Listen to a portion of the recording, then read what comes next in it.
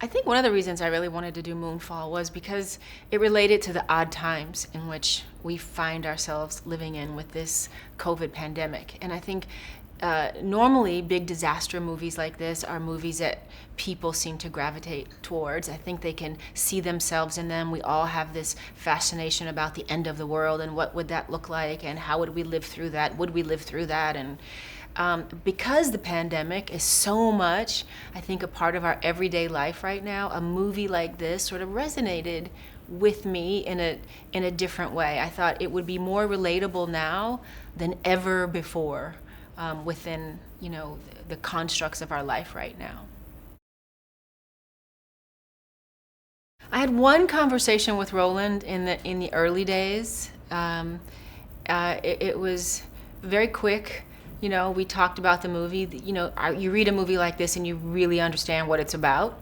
It's pretty easy to understand. So we sort of had a meeting of the minds. And originally this role was written for a man, though I do know that. And so credit to Roland for taking a character that was male and then realizing that this could be a female character and still have the same impact.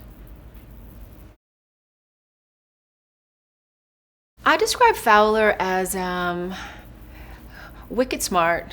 I think she's a woman who survived in a man's world. You don't become an astronaut, and when we find her, she is, the deputy director of the NASA. You don't find a woman in that position who isn't extremely intelligent, strong, has a real sense of self about her. She's very willful.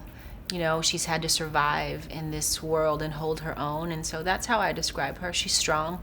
I love characters. I love women and characters like this. Yeah, I think we find them in the beginning, and they're the best of friends. Like, Brian was at her wedding. She clearly knew he knew her husband, and they were like workmates. Like, I was his, work wife, and he was my work husband. And very, very close. And then this event happens in the movie where we get estranged. There's sort of a misunderstanding, something very confusing and scientifically unexplainable happens. And my character doesn't exactly stand up for him the way she probably could have. And he sort of takes the fall, and sort of that starts the beginning of the unraveling of their relationship. And we get to visit them again in the movie, and they have a chance to sort of wrong that right, to come to terms with what happened and realize that neither one of them were right or wrong. It was just a very unfortunate situation that was hard to explain, and they sort of went their separate ways as a result of it. Well, what's happening is the moon is threatening to crash into Earth. And when it does that, before it gets there, it'll break into a billion, trillion little pieces that will all come crashing onto the Earth and will pretty much kill everyone.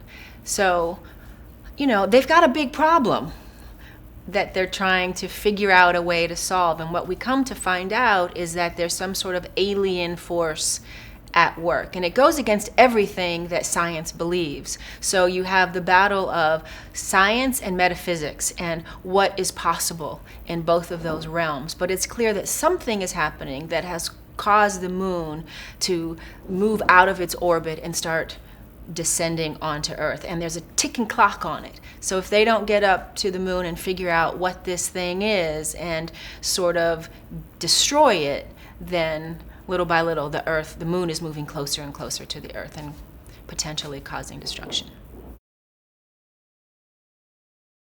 That opening attack, first of all, we're looking at nothing. There's nothing. It's all imagination. And I think these are movies that, are very different from other movies. We really have to be able to commit to our imagination, and Roland can share with us the previs and give us a basic idea of what will be happening, but we know all too well that it's going to be more vivid, more alive, more real than we can even imagine. But we're forced to use our imagination, and work to Roland or someone else reading out things to us that are actually happening that we have to react to. And it's a really different way of working. It sometimes can feel very disconnected, very, disjointed.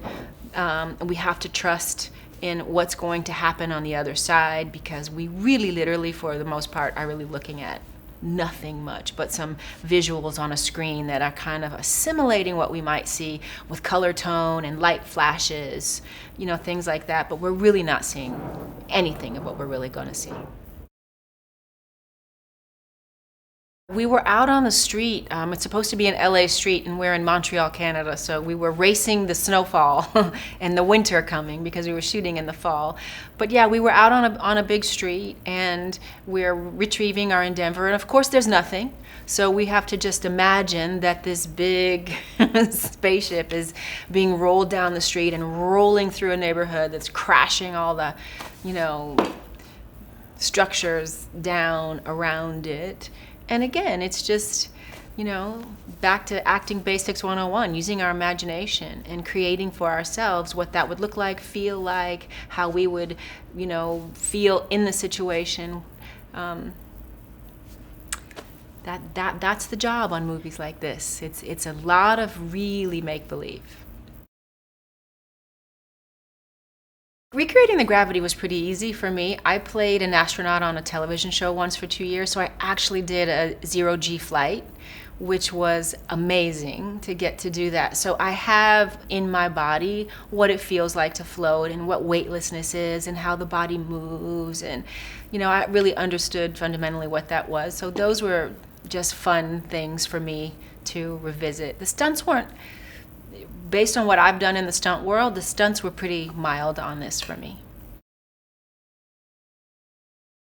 Roland does like to build, and luckily he's got the money to build. Not everybody does these days, so he has been building up a storm. That's true, and the sets are, just walking into the NASA set was pretty impressive. I think many people have a secret fantasy about walking into one of the most important rooms in the world and actually standing in there and feeling what that would feel like. So that was, I think, pretty impressive. And then also sitting inside the shuttle. While it was in pieces, and we used different parts of it at different times, it was also still pretty impressive to realize, just how small the space is and how these astronauts have to sort of maneuver in this capsule, this very small world, and how actually claustrophobic that actually is. We know that we're touching buttons that real astronauts have touched and real equipment that they actually use to fly, and we also had an astronaut here with us to also give us, all the rundown about the buttons, what we should push, not push, so that we tried to bring as much authenticity to all of those scenes as we possibly could. So we weren't just, if we were pushing buttons or clicking things, we weren't just randomly choosing, oh, this looks good, I'm gonna do that.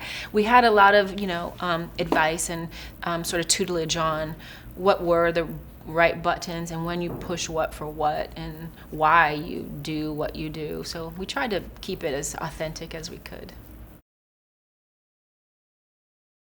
Our movie, there's a very interesting school of thought that maybe the moon is a megastructure. Maybe the moon is been built by a alien life form, and that the inside of the moon is actually hollow, and there's this life living inside of the moon. So we sort of explore that thought in this movie, and what if that were true? And that's sort of the metaphysics, element to this movie that sort of is juxtaposed to the science that we think we know and that we believe in. So that's what makes it a little different. But I think the moon is really, really powerful. Whatever it is or anyone thinks it is, it's true that the moon has such a gravitational pull on the tides. It has so much pull on us as humans because we're mostly water. So if it can change, the tide, the biggest body of water on the earth, I think we have to believe that it can also affect us as humans because we are largely water. So I think the moon is very, very powerful, and I'm always in tune with when there's a full moon, when there's a blood moon, when all the moons become really important in my life. And I meditate a lot, and the moon is really, really important. I think we do make a ragtag group. That's a really good way to put it. We are all kind of anti-heroes. I don't think any one of us want to be there, but yet we have to be there, you know? And I think it's great that Brian is sort of this disgruntled, doesn't want to be there, but knows he has to be there. He's struggling to get his life together. He was, you know, he dipped off and became a person who struggled with alcohol and sort of keeping his life together. My character is there because she's an expert navigationist, so she has to be the one to guide the mission and make sure we get where we're going. Brian gets to fly the shuttle, and Casey represents, I think, the everyday average guy on the flight of his life. You know, he's not an astronaut, has nothing to do with NASA, but yet he's this brilliantly he has this brilliant mind that has come up with the idea that the moon is a megastructure. So we realize we need him because if in fact it is a megastructure, then we're going to want a megastructure up there when we get there. So we take him along, but he represents an everyday guy. If you got to go on a space shuttle, you'd be seeing it through the eyes of that guy. So it's a fun group. Casey, John brings the levity. He brings a lot of humor, to the movie, and I think movies like this need that. I hope my character brings some heart to it. I think being the woman up there while she has to survive in a man's world, I think a woman's sensibility is often very different than a man's, and I hope my character brings a little bit of that. And, Brian, Patrick just brings, the brawn of a man. He's there to try to save this day any way he can, and so I think it makes us like a good trio. We all bring something a little different.